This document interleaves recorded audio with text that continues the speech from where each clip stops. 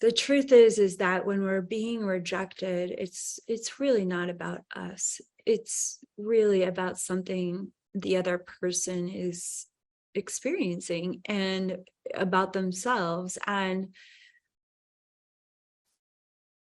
the irony is that if someone is rejecting you at that level of, a woundedness, it's probably good they're rejecting you. They're repelling you away from them, because anyone that would choose rejection instead of communication, they're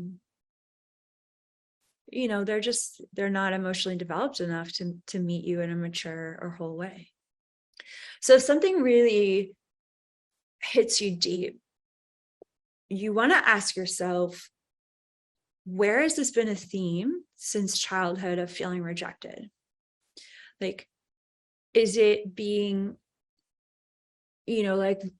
I recently experienced someone rejecting me because I was so intuitive that it made them feel really uncomfortable. Now, this goes back from me in my childhood of always feeling like I should isolate and, always feeling like what I could see was going to get me in trouble, because it would.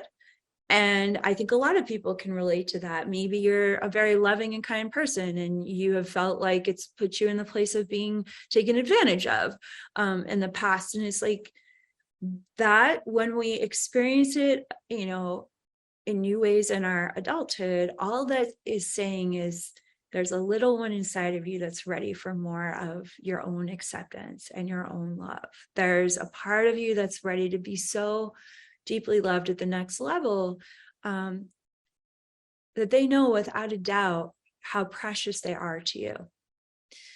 And that doesn't mean that if you have experiences of rejection that you're not doing your spiritual journey good enough. It just means there's the next level of love that's being invoked. There's the next level of communion that's being invoked. There's the next level of reclamation of your own heart that's being invoked. You've loved yourself enough to be strong enough to face the next level of what's being invoked in love.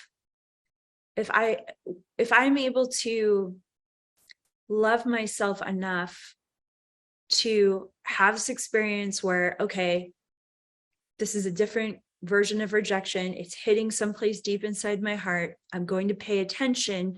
I'm going to listen to the one within me that wants me to become more honest about my journey and about who are the right people to bring into my life.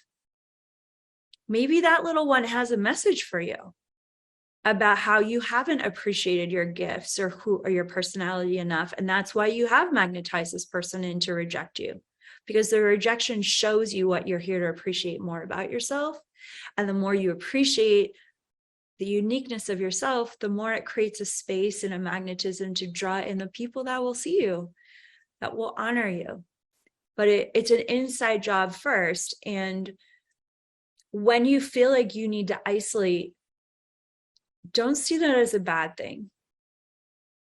What you're saying is, I need time to go within. I need to look at this wounding and why it hit me so hard. And I need to listen to the one within me that wants to give me the messages and the data points of what's here to be loved, honored, and appreciated, so I can create at the next level.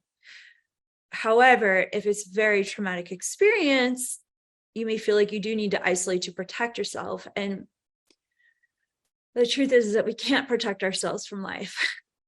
Life is too big.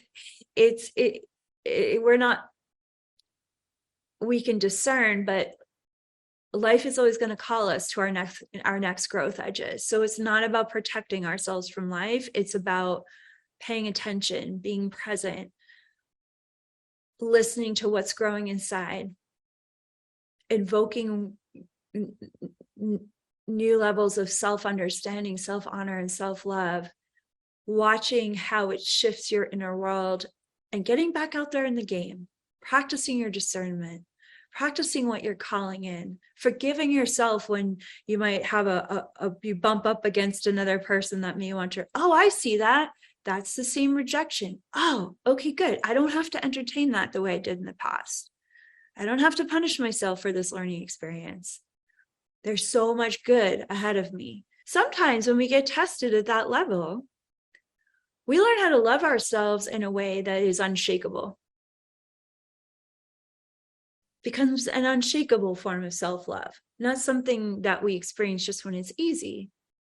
When we experience it when it's hard, we learn to have faith that we're worthy of, we're worthy of staying in that state of love towards ourselves. And in this world, we're going to be tested a lot. And any moment of great pain is an opportunity of great growth.